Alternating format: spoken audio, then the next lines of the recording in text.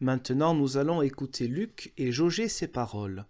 Il dit donc en Luc 24, 36 : « Mais alors qu'il parlait ainsi, à savoir comment Pierre avait vu Christ et comment les deux disciples avaient dit quel personnage leur était apparu lorsqu'ils allaient à Emmaüs, mais ils étaient revenus à Jérusalem lors de ce même jour de la résurrection. Jésus lui-même se tint au milieu d'eux. » C'est le premier indice, allégué aussi chez Jean, que cela doit s'être passé tardivement le jour de la résurrection. Puis suit en Luc 24, 36, et il leur dit « La paix soit avec vous », ce qui est le deuxième indice chez Jean. Puis Luc 24, 37, « Alors ils furent effrayés et eurent peur, pensant voir un esprit ».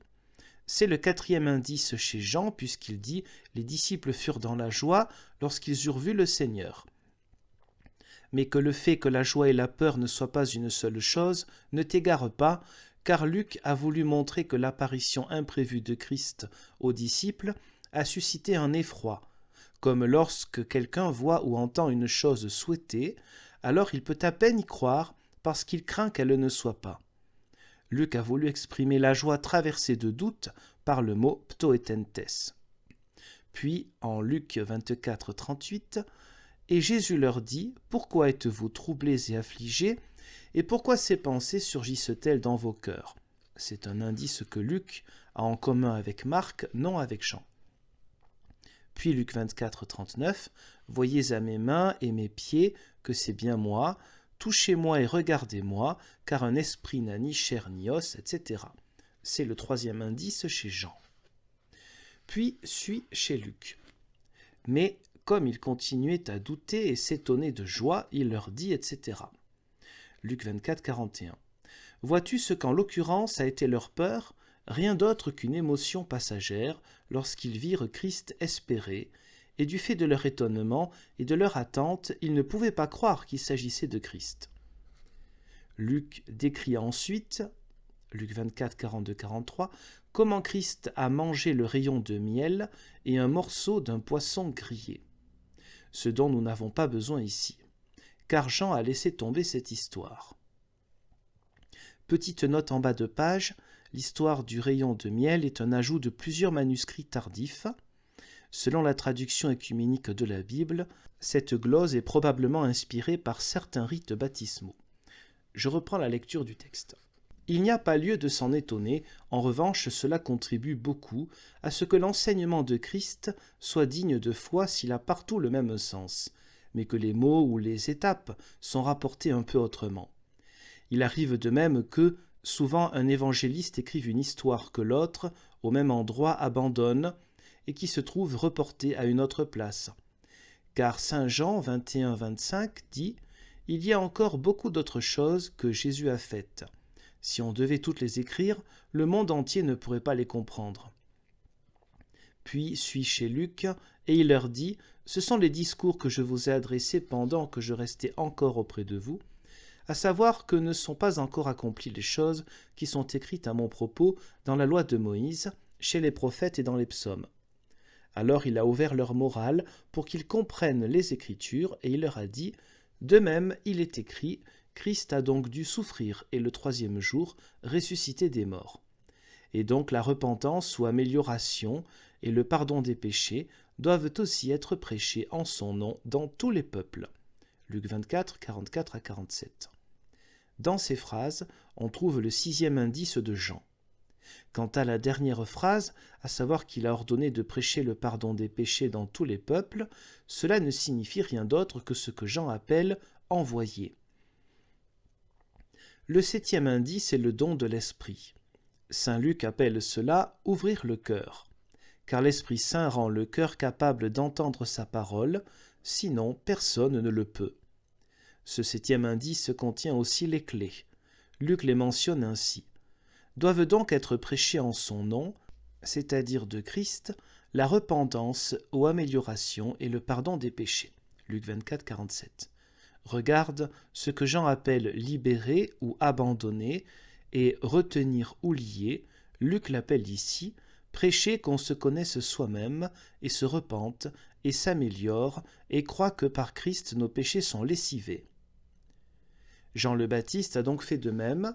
Il s'en est d'abord rudement pris au chancre, mais ensuite il a renvoyé au médecin salutaire, à Christ. Luc 3, 7-17.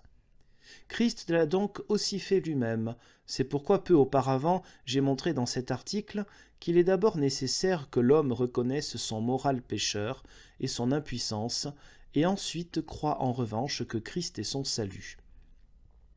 Cela, Christ l'indique aussi ici quand il explique l'Écriture aux disciples, à savoir comment il a dû souffrir et ressusciter.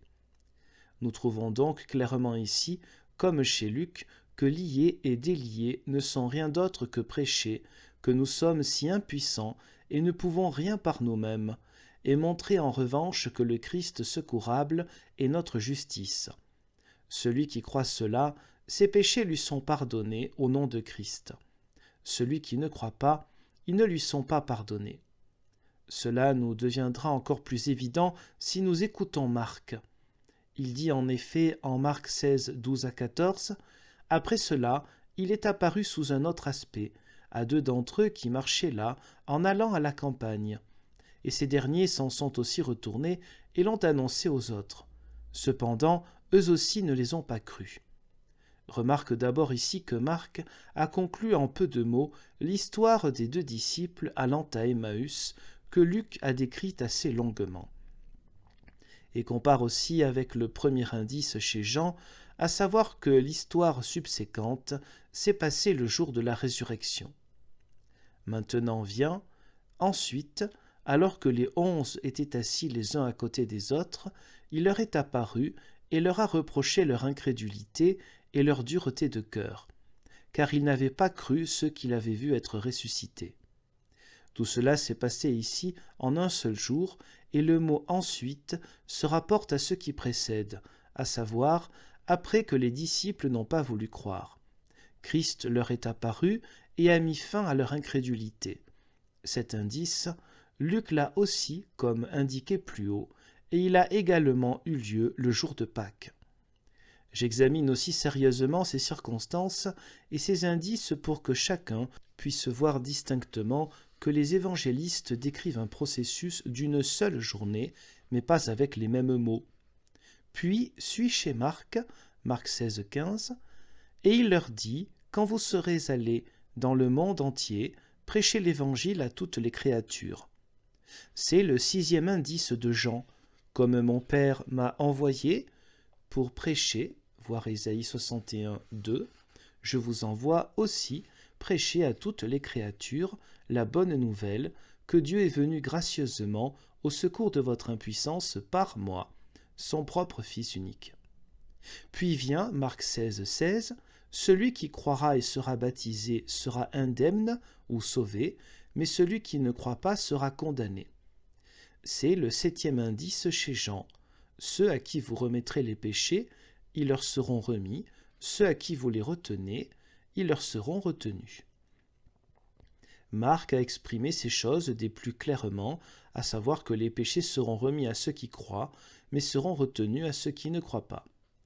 Mais ne te laisse pas perturber, simple prêtre, par le fait que ces paroles sont lues dans le temple le jour de l'Ascension, parce qu'elles n'ont pas été prononcées ce jour-là. Car Marc a conçu le déroulement de l'Évangile bien plus brièvement que les autres évangélistes, et c'est pourquoi il décrit toutes ces choses très brièvement. Tu le vois au bref récit qu'on lit comme Évangile le jour de l'Ascension. 4 moments y sont inclus. Le premier s'est passé le jour de Pâques, jusqu'au moment où l'évangéliste dit « Et le Seigneur Jésus, après avoir parlé avec eux », des paroles qui signifient pour nous le temps partagé et les entretiens que Christ a eus avec les disciples après la résurrection jusqu'à l'ascension, comme Luc le dit également en Actes 1, 3. « Pendant 40 jours, il s'est fait voir et a parlé avec eux du royaume de Dieu. » C'est le 2e moment. Le 3e est le jour de l'ascension, quand Marc dit « Jésus est reçu dans les cieux et siège à la droite de Dieu. » Le 4e est « Et ils sont sortis et ont prêché, etc. » Cela s'est passé après le jour de Pentecôte, car Jésus leur a interdit de quitter Jérusalem avant d'avoir reçu l'Esprit Saint. Acte 1, 4. Nous comprenons donc clairement et fermement Oui, si fermement qu'aucun vent, aussi fort soit-il, ne peut renverser cette certitude, que ces paroles de Jean 20, 23, « Tous ceux à qui vous pardonnerez leurs péchés, ils leur seront pardonnés, tous ceux à qui vous les retiendrez, ils leur seront retenus », n'ont pas d'autre sens que les paroles de Marc 16, 15, « Prêchez l'évangile à toutes les créatures, celui qui croira et sera baptisé sera sauvé ou bienheureux, celui qui ne croit pas sera condamné. » C'est-à-dire, celui qui croit que Christ, le Fils de Dieu, est son salut, et le seul gage par lequel il vient à Dieu, celui-là devient bienheureux. Celui qui ne le croit pas est condamné.